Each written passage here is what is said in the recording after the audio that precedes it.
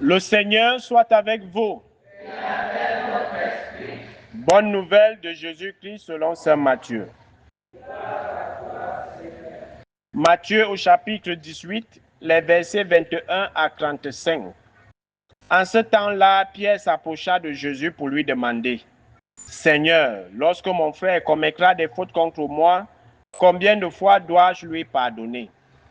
Jusqu'à 7 fois? » Jésus lui répondit, « Je ne te dis pas jusqu'à 7 fois, mais jusqu'à 70 fois, 7 fois. » Ainsi, le royaume des cieux est comparable à un roi qui voulut régler ses comptes avec ses serviteurs. Il commençait quand on lui amena quelqu'un qui lui devait 10 000 talents, c'est-à-dire 60 millions de pièces d'argent. Comme cet homme n'avait pas de quoi rembourser, le maître ordonna de le vendre avec sa femme, ses enfants et tous ses biens en remboursement de sa dette. Alors, tombant à ses pieds, le serviteur demeurait prosterné et disait, « Prends patience envers moi et je te rembourserai tout. » Saisi de compassion, le maître de ce serviteur le laissa partir et lui remit sa dette. Mais en sortant, ce serviteur trouva un de ses compagnons qui lui devait 100 pièces d'argent.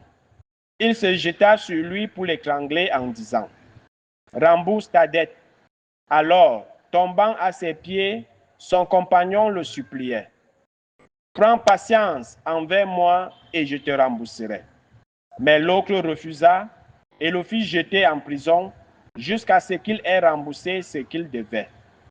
Ses compagnons, voyant cela, furent profondément attristés et allèrent raconter à leur maître tout ce qui s'était passé. Alors celui-ci le fit appeler et lui dit, « Serviteur mauvais, je t'avais remis toute cette dette parce que tu m'avais supplié.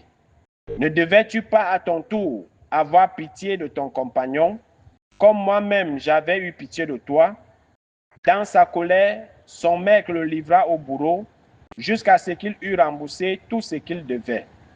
C'est ainsi que mon Père du ciel vous traitera si chacun de vous ne pardonne pas à son frère du fond du cœur. Acclamons cette parole de Dieu.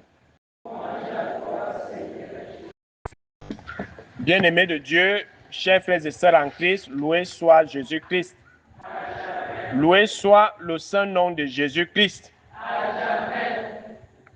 Une fois de plus, bonsoir à tout le monde.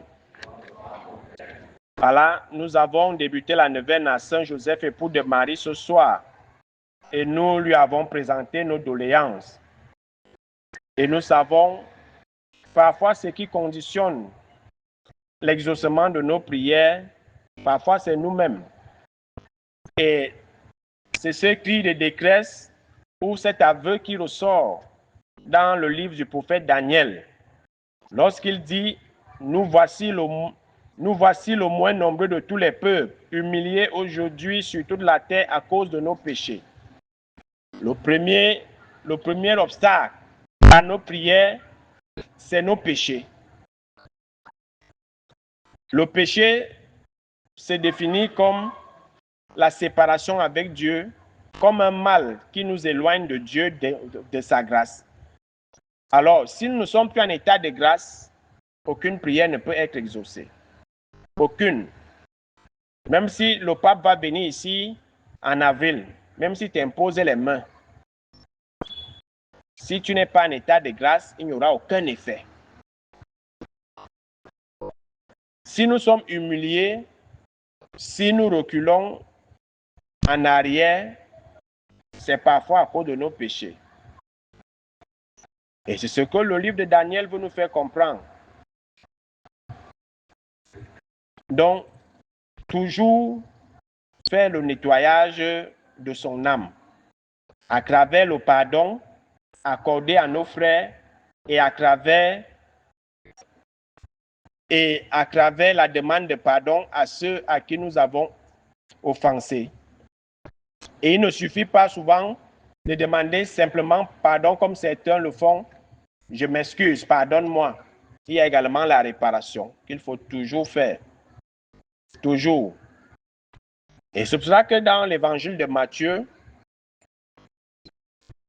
Pierre, justement, va demander à Jésus combien de fois on doit pardonner.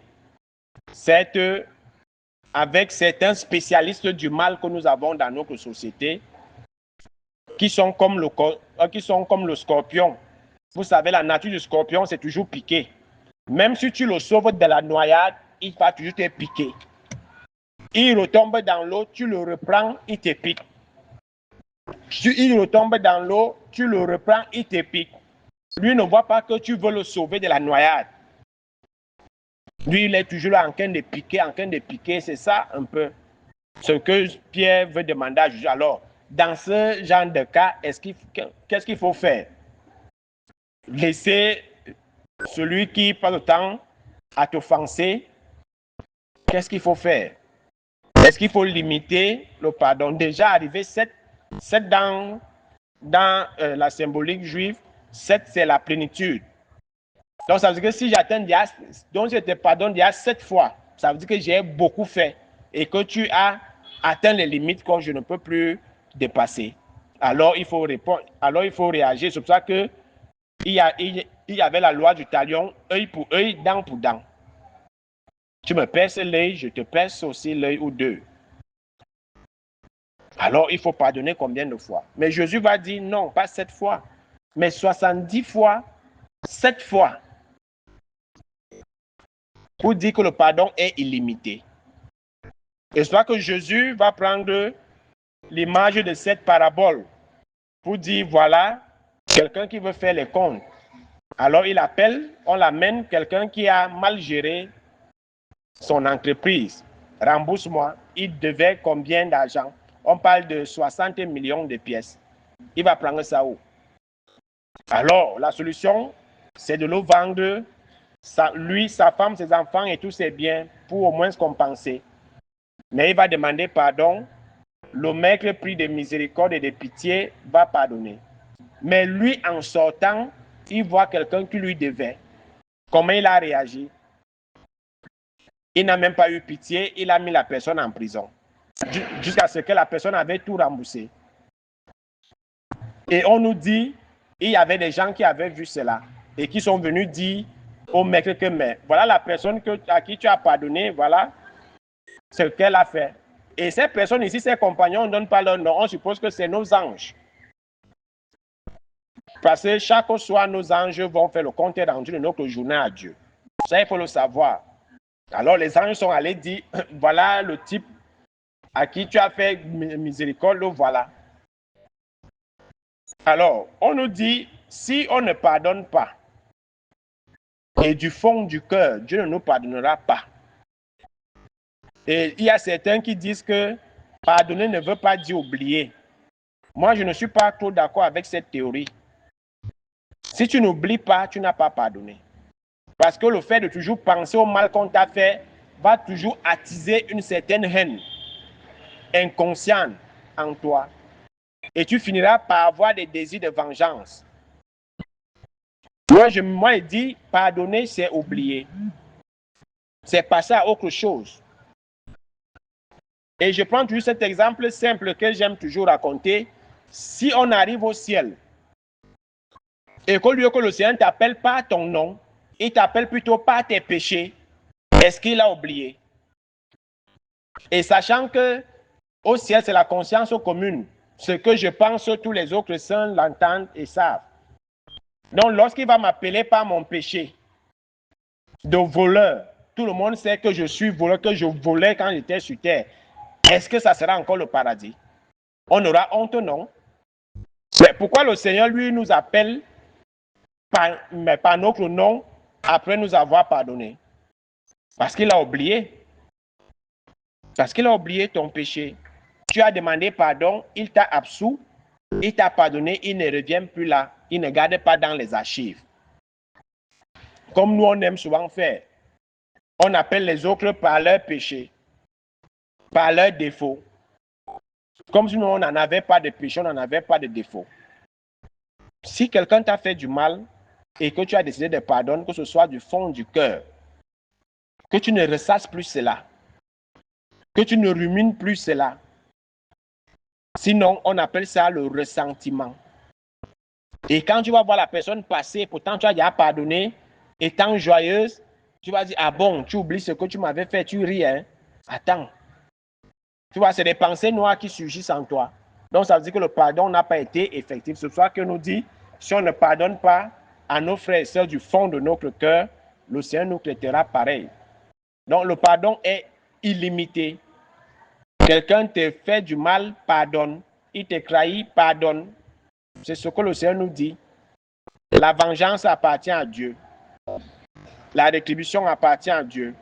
Ne jugez pas, vous ne serez pas jugés. N'accusez pas, vous ne serez pas accusés. Ne condamnez pas, vous ne serez pas condamnés. Ton rôle de chrétien, c'est de pardonner, c'est tout. Même s'il ne veut pas se convertir, toi pardonne. Parce que le pardon te libère d'abord. C'est d'abord une cure pour toi. Et le pardon libère celui qui reçoit le pardon. Donc ne pense pas que c'est juste une formalité. Parce que tu te bloques en refusant de pardonner. Et tu bloques tes prières, tu bloques tous les domaines de ta vie. Donc, pour qu'on se libère, il faut pardonner. Notre cœur n'est pas une prison centrale. Et le temps de Pâques, c'est le temps d'évacuer tous les prisonniers qui sont dans nos cœurs à cause de notre manque de pardon. Que le Seigneur soit dans tout en tous, que son esprit de miséricorde se répande dans nos cœurs afin de puiser la force en Dieu par sa grâce de pouvoir pardonner à ceux qui nous ont offensés. Loué soit Jésus-Christ.